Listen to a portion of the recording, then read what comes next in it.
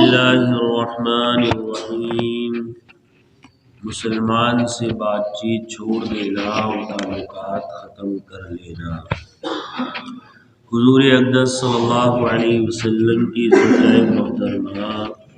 حضرت عائشہ رضی اللہ عنہ کے مازاد بھائی حضرت طفیل کے بیٹے حضرت عوف رضی اللہ عنہ فرماتے ہیں کہ حضرت عائشہ رضی اللہ عنہ نے کچھ خریدا یا کچھ ہدیہ میں دیا تو ان کو پتہ چلا کہ ان کے بھانجے حضرت عبداللہ ابن زبیر رضی اللہ عنہ نے اس پر یہ کہا ہے کہ اللہ کی قسم یوں کھلا خرچ کرنے سے یا تو حضرت عائشہ رضی اللہ عنہ از خود رک جائیں ورنہ میں ان پر پابندی لگا کر انہیں روک دوں گا۔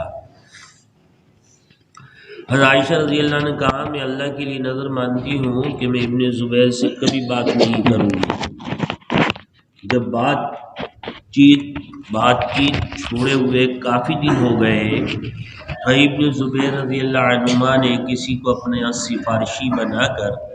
حضرت عائشہ رضی اللہ عنہ کے پاس بھیجا۔ حضرت عائشہ رضی اللہ عنہ نے فرمایا اللہ کی قسم میں ابن زبیر کے بارے میں نہ تو کسی کی سفارش قبول کروں گی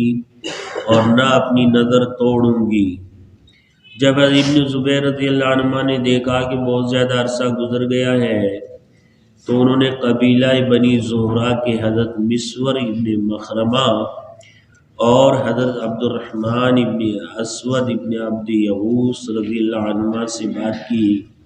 اور ان سے کہا کہ میں آپ دونوں کو اللہ کا واسطہ دے کر کہتا ہوں کہ آپ لوگ مجھے حضرت عائشہ رضی اللہ عنہ کے پاس ضرور لے جائیں، کیونکہ مجھ سے قطع تعلق کر لینے کی نظر ماننا حضرت عائشہ رضی اللہ عنہ کے لیے جائز نہیں ہے۔ چنانچہ یہ دونوں حضرات اپنی چادروں میں لپٹے ہوئے حضرت ابن زبیر رضی اللہ عنہ کو لے کر آئے اور عائشہ رضی اللہ عنہ سے اجازت مانگی اور یوں کہا السلام علیکم ورحمۃ اللہ وبرکاتہ، کیا ہم اندر آ جائیں؟ اور عائشہ رضی اللہ عنہ کہا آ جاؤ۔ ان حضرات نے کہا کیا ہم سب آ جائیں؟ اور عائشہ رضی اللہ عنہ نے کہا ہاں سب آ جاؤ۔ انہیں پتہ نہیں تھا کہ ان دونوں کے ساتھ ابن زبیر رضی اللہ عنہ بھی ہیں۔ جب یہ حضرات اندر آئے تو حضرت ابن زبیر رضی اللہ عنہ پردے کے اندر چلے گئے اور عائشہ رضی اللہ عنہ سے لپٹ گئے اور انہیں اللہ کا واسطہ دے کر رونے لگ گئے۔ بھانجے تھے حضرت مسور اور حضرت عبد الرحمن بھی انہیں واسطہ دینے لگے کہ وہ ابن زبیر رضی اللہ عنہ سے ضرور بات کر لیں اور ان کے عذر کو قبول کر لیں، اور یوں کہا آپ کو معلوم ہے کہ حضور صلی اللہ علیہ وسلم نے کسی مسلمان سے قطع تعلق کر لینے سے منع فرمایا ہے اور کسی مسلمان کے لیے جائز نہیں ہے کہ وہ اپنے بھائی کو 3 دن سے زیادہ چھوڑے رکھے۔ جب ان حضرات نے صلہ رحمی اور معاف کرنے کے فضائل بار بار یاد دلائے اور مسلمان سے قطع تعلق کر لینے کی ممانعت کا بار بار ذکر کیا تو عائشہ رضی اللہ عنہ نے ان دونوں کو سمجھانے لگی اور رونے لگی اور کہنے لگی کہ میں نے نظر مان رکھی ہے، نظر توڑنا بہت سخت ہے، لیکن وہ دونوں حضرات اصرار کرتے رہے یہاں تک کہ عائشہ رضی اللہ عنہ نے ابن زبیر رضی اللہ عنہ سے بات کر ہی لی اور اپنی قسم کے توڑنے کے کفارے میں 40 غلام آزاد کیے، اور جب انہیں اپنی قسم یاد آتی تو اتنا روتی کہ ان کا دوپٹہ آنسوؤں سے گیلا ہو جاتا۔ حضرت عروہ ابن زبیر رضی اللہ عنہ فرماتے ہیں کہ حضور صلی اللہ علیہ وسلم حضرت ابوبکر رضی اللہ عنہ کے بعد حضرت عائشہ رضی اللہ عنہ کو تمام لوگوں میں سب سے زیادہ محبت حضرت عبداللہ ابن زبیر رضی اللہ عنہ سے تھی، کیونکہ حضرت عائشہ رضی اللہ عنہ نے اپنے اس بھانجے کی تربیت خود کی تھی اور وہ بھی حضرت عائشہ رضی اللہ عنہ کے ساتھ تمام لوگوں سے زیادہ اچھا سلوک کرتے تھے۔ حضرت عائشہ رضی اللہ عنہ کی یہ عادت تھی کہ جو کچھ بھی آتا تھا وہ سارے کا سارا صدقہ کر دیتی تھی، کچھ بچا کر نہیں رکھتی تھی۔ اس پر حضرت ابن زبیر رضی اللہ عنہ نے کہا حضرت عائشہ رضی اللہ عنہ کے ہاتھوں کو اتنا زیادہ خرچ کرنے سے روکنا چاہیے۔ حضرت عائشہ رضی اللہ عنہ نے فرمایا کیا میرے ہاتھوں کو روکا جائے گا؟ میں بھی قسم کھاتی ہوں کہ میں ان سے کبھی بات نہیں کروں گی۔ حضرت ابن زبیر رضی اللہ عنہما بہت پریشان ہوئے اور انہوں نے قریش کے بہت سے آدمیوں کو اور خاص طور سے حضور صلی اللہ علیہ وسلم کے ننیال والوں کو اپنا سفارشی بنا کر حضرت عائشہ رضی اللہ عنہ کی خدمت میں بھیجا، لیکن حضرت عائشہ رضی اللہ عنہ نے کسی کی سفارش قبول نہ کی۔ آخر حضور صلی اللہ علیہ وسلم کے ننیال میں سے قبیلہ بنو زہرہ کے حضرت عبد الرحمن ابن اسود ابن عبد یعوذ، حضرت مسور ابن مخرمہ رضی اللہ عنہما نے حضرت ابن زبیر رضی اللہ عنہ سے کہا جب ہم اجازت لے کر اندر جانے لگے تو تم پردے کے اندر چلے جانا۔ چنانچہ انہوں نے ایسا ہی کیا۔ آخر حضرت عائشہ رضی اللہ عنہ ان سے راضی ہوئی اور انہوں نے اپنی قسم توڑ دی۔ پھر حضرت ابن زبیر رضی اللہ عنہ نے حضرت عائشہ رضی اللہ عنہ کی خدمت میں 10 غلام بھیجے، جنہیں حضرت عائشہ رضی اللہ عنہ نے قسم توڑنے کے کفارے میں آزاد کر دیا، اور بعد میں بھی اور غلام آزاد کرتی رہی، یہاں تک کہ 40 غلام آزاد کر دیے، اور فرمایا 40 غلام آزاد کر کے بھی اطمینان نہیں ہو رہا ہے، اس لیے اچھا تو یہ تھا کہ میں نظر میں اپنے ذمہ کوئی عمل مقرر کر لیتی تاکہ اب اسے کر کے میں مطمئن ہو جاتی۔ مثلا یوں کہتی کہ اگر میں ابن زبیر سے بات کروں تو 2 غلام آزاد کروں گی،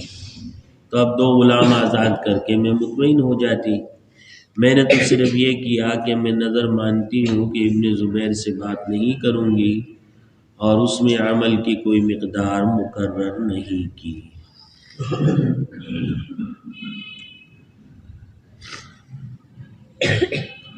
تو عائشہ رضی اللہ تعالیٰ عنہ کا مقام امت میں بہت اونچا مقام ہے جی۔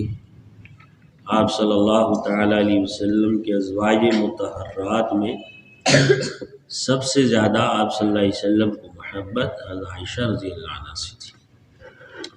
اور کہتے ہیں کہ دین کے اگر 3 حصے کیے جائیں تو ایک حصہ امت کو حضرت عائشہ رضی اللہ عنہا سے منتقل ہوا ہے۔ 9 سال کی عمر میں آپ صلی اللہ علیہ وسلم کی خدمت میں آئی ہیں،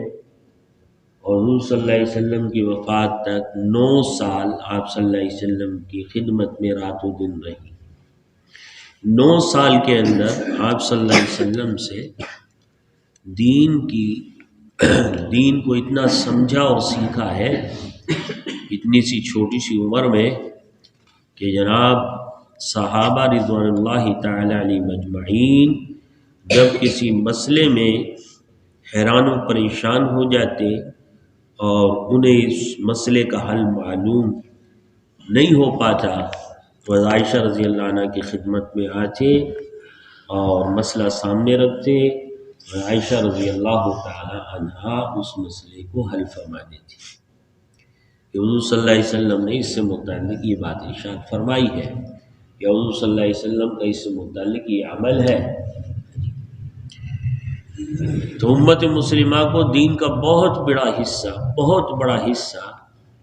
حضرت عائشہ رضی اللہ عنہ کے ذریعے امت کو ملا ہے۔ احادیث مبارکہ سب سے زیادہ روایت کرنے والے حضرت ابو ہریرہ ہیں، مرد ہیں، اس کے بعد حضرت عائشہ رضی اللہ عنہ ہے، ایمان ہے، عورت ذات ہو کر سب سے زیادہ روایات کرنے والی، احادیث مبارکہ کو بیان کرنے والی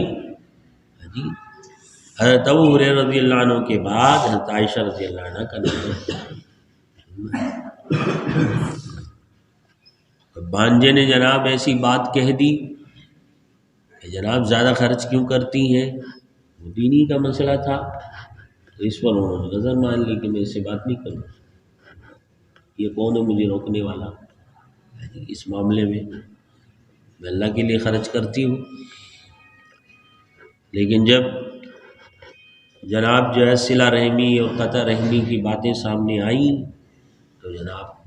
اپنی بات سے ہٹ گئے، صحیح بات ہے، اور بھانجے سے کلام بھی کیا، اور جو نظر مانی تھی اس نظر کے جناب جو ہے توڑ دینے پر جو کفارہ آتا ہے اس کفارے میں ایک نہیں قتل آدمی کسی کو کر دے تو ایک غلام آزاد، فتحریر رقبہ، ایک غلام آزاد، قرآن کا حکم ہے کہ ایک غلام آزاد۔ یہاں قسم توڑی تو 40 غلام آزاد۔ اتنا کچھ کر کے بھی اللہ کی بارگاہ میں پیش ہونا، کہ اللہ کو کیا جواب دیں گے؟ اللہ کے سامنے پیشی کا اتنا زیادہ ڈر ہے، خوف ہے، ساری زندگی دین کر لگے۔ حضور صلی اللہ علیہ وسلم کی زوجہ محترمہ ہیں، اور ازواج میں بھی سب سے زیادہ محبت حضور صلی اللہ علیہ وسلم کو انہی سے ہے۔ آپ صلی اللہ علیہ وسلم کی وفات بھی انہی کی حجرے میں ہوئی، بلکہ ان کی گردن اور سینے کے درمیان رسول اقدس صلی اللہ علیہ وسلم کی روح مبارک بدن مبارک سے جدا ہوئی۔ آپ صلی اللہ علیہ وسلم کے بدن مبارک میں دنیا میں سب سے آخری چیز عائشہ رضی اللہ عنہا کا لعاب، وہ پیٹ میں گیا مسواک کے ذریعے سے، صحیح بات نہیں۔ اور جناب پھر آپ صلی اللہ علیہ وسلم قیامت تک کے لیے حضرت عائشہ رضی اللہ عنہا کے حجرے ہی میں دفن، اسی حجرے میں دفن، قیامت کے دن اسی حجرے سے عائشہ رضی اللہ عنہا کے حجرے سے کھڑے ہوئے۔ کیا ان کے فضائل ہیں اور کیا ان کی باتیں ہیں، لیکن اللہ کے سامنے کھڑے ہونے کا اتنا ڈر ہے کہ قسم ٹوٹ گئی ہے، اب پتہ نہیں اس کا کفارہ قیامت کے دن پتہ نہیں کیا بنے گا۔ بھئی دنیا میں ہم آخرت بنانے آئے، آخرت کی تیاری کرنے آئے، ہمیں اس دنیا سے جانا ہے اور اللہ کی بارگاہ میں جا کر پیش ہونا ہے۔ اس دنیا سے کیا لے کر جانا ہے، اس کو بس دیکھنا ہے کہ دنیا سے ہمیں کیا لے کر جانا ہے۔ آخرت میں اللہ کی پیشی میں ملک کام آئے گا، مال کام آئے گا، چیزیں کام آئیں گی، بنگلے کام آئیں گے، گاڑیاں کام آئیں گی، زمینیں کام آئیں گی، دنیا کی جائیداد کام آئے گی، کیا کام آئے گا؟ جو کام آنے والی چیز ہے اس کی طرف ہماری توجہ ہی نہیں ہے، اس کی طرف ہمارا رخ ہی نہیں ہے، داڑیاں سفید ہو گئیں، ابھی بھی جناب دنیا کے بس چکر میں لگے ہوئے، خیال ہی نہیں ہے کہ بھی موت آ جائے گی کسی وقت اور اللہ کی بارگاہ میں جا کر پیش ہو جاؤں گا۔ میں اب آخرت کی کچھ تو تیاری کر لوں، ساری زندگی دنیا ہی دنیا دنیا ہی دنیا کے پیچھے بھاگتا رہا، اب تو اللہ نے کچھ وقت دے رکھا، موقع ہے، اسی میں اپنی آخرت بنا لوں، آخرت کی تیاری کر لوں، اپنے اس قیمتی سرمایہ وقت کو صحیح جگہ پر میں استعمال کروں۔ ابھی تک ہمارا رخ نہیں پھرا، شروع سے جیسے ہماری ایک روٹین بنی ہوئی ہے، بس اس روٹین کے مطابق ہم چل رہے ہیں۔ اور جو دنیا کے اوپر جوانیاں جب لگ جاتی ہیں تو ایسے لوگوں کے بارے میں حضور صلی اللہ علیہ وسلم نے ارشاد فرمایا ہے کہ بڑھاپے میں آدمی میں دو باتیں جوان ہونا شروع ہو جاتی ہیں، ایک لمبی لمبی امیدیں اور مال و دولت کی حرص و لالچ، یہ دو باتیں اس میں جوان ہوتی ہیں۔ بڑے بڑے پروگرام ہیں اس کے، ابھی یہ کرنا ہے، وہ کرنا ہے، یہ نظام بنانا ہے، وہ نظام بنانا ہے، اولاد سے متعلق تو سارے پروگرام اس کی زندگی میں ہو گئے، اولاد کی شادیاں ہو گئی، سب کچھ ہو گیا، ابھی پوتے اور پڑپوتے اور نواسے اور نواسیاں، ان کے بھی بڑے پروگرام ہیں اس کے پاس، ان سے متعلق بھی مجھے کچھ نظام بنا کے جانا ہے، کچھ کر کے جانا ہے، کہیں بھوکے نہ مر جائیں۔ اور بھائی دنیا میں آئے تھے کیا لے کر آئے تھے؟ آپ صاحب خود کیا لے کر آئے تھے دنیا میں؟ ننگ دھڑنگ ننگے پتنگے دنیا میں آئے، کچھ بھی نہیں تھا، بدن پر کپڑا بھی نہیں تھا، نہیں بات نہیں، لیکن جناب آدمی کے اندر لمبی لمبی ہوئی تھی۔ اور دوسرا مال و دولت کے حرص اور لالچ بڑھتی چلی جاتی۔ اس لیے بھائی اپنی زندگی کا رخ ہم پھیریں، جس مقصد کے لیے دنیا میں آئے ہیں اس مقصد پر اپنے آپ کو استعمال کریں، اپنے آپ کو لگائیں، ہر آن گھڑی اس پر نگاہ رہے کہ ہمارا یہ وقت آخرت کو بنانے کے لیے کس انداز سے اور کس درجے میں استعمال ہو رہا ہے۔ اس کو سامنے رکھ کر چلیں گے تو انشاءاللہ ہمارا کچھ نہ کچھ وقت آخرت بنانے میں استعمال ہو جائے گا، آخرت بنانے والے اعمال میں استعمال ہو جائے گا. صحیح بات ہے. ورنہ دنیا کی چکا چوند اور زیب و زینت یہ آدمی کو ایسی لبھا کے رکھتی ہے اور ایسی آدمی کو اپنی طرف کھینچ کے رکھتی ہے اور پھنسا کے رکھتی ہے کہ آدمی جناب آخرت کی طرف نگاہ ہی اٹھا کے نہیں دیکھ پاتا اور موت سامنے آ کر کھڑی ہو جاتی ہے.